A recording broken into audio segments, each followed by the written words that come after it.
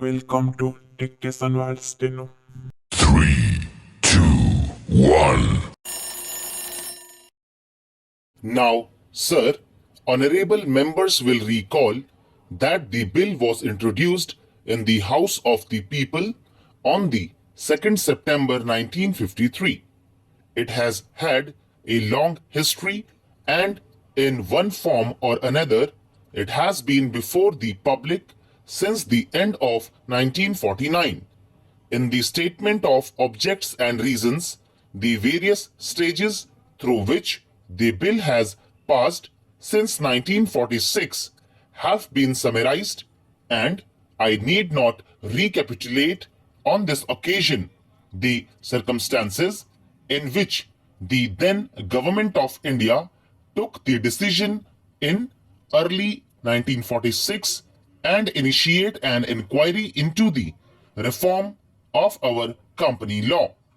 I would remind honorable members that between 1946 and 1948, the entire field of company law was carefully reviewed by two distinguished company lawyers who were appointed to recommend the broad lines on which the present act should be revised.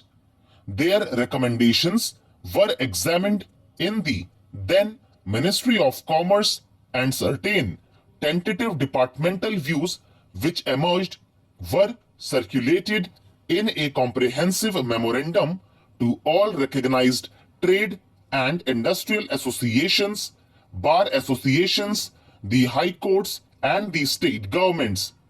That brought us to the end of 1949. Many representations on this memorandum were duly received from chambers of commerce, trade and industrial associations, state governments, and the general public. At the end of 1950, the Government of India appointed a committee under the chairmanship of Shri Bhabha to go into the entire question of the revision of the Companies Act with particular reference to its bearing on the development of trade and industry in this country. This committee examined a large number of witnesses in many parts of the country and submitted its report in March 1952. This report again was circulated to all state governments, chambers of commerce, trade associations, high courts, and many other bodies. At the same time, a special officer was appointed in the Department of Economic Affairs, Ministry of Finance, to examine the report in the light of the views received from the interested public and to submit proposals to government for the revision of the present act. The bill now before the House is based largely on the recommendations of the Company Law Committee, modified in a few particulars. Honorable members will notice that so far as public relations go, the bill has covered adequate ground. In a measure like the Companies Bill, however, which covers the entire field of the operation of joint stock companies, the limits of consultation and discussion can never be exhausted, and I would like to inform honorable members that although the bill was introduced in Parliament over 7 months ago, our officers have been engaged throughout this period in further studies and informal discussions with the interests concerned, and on occasions I have also participated in such discussions. I have also given some further thought to some of the issues arising out of the bill, and I propose at the appropriate stage to bring before the Select Committee any changes in the provisions of the bill which seem to me to be worthy of consideration in the light of this further examination.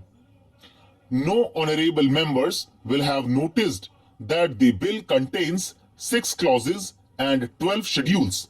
I think it is probably one of the longest legislative measures in recent legislative history, but its size might be regarded as misleading unless I make a few comments.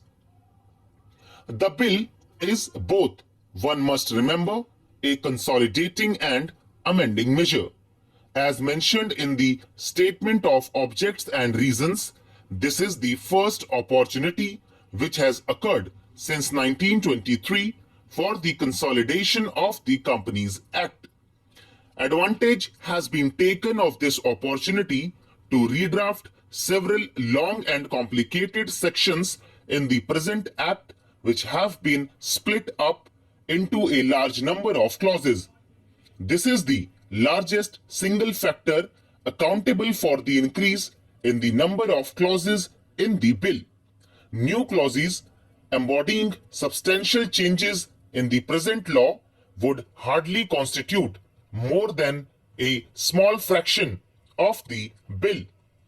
I would also draw attention to the structural changes in the bill to which a reference has been made in the Statement of Objects and Reasons. The redraft of the bill and the rearrangement of the existing chapters in the Companies Act in a more logical order have, I think, resulted in a noticeable improvement in the form of the bill, and I hope will facilitate better understanding and appreciation of the scheme. I wish that the act which came into effect long ago was implemented properly.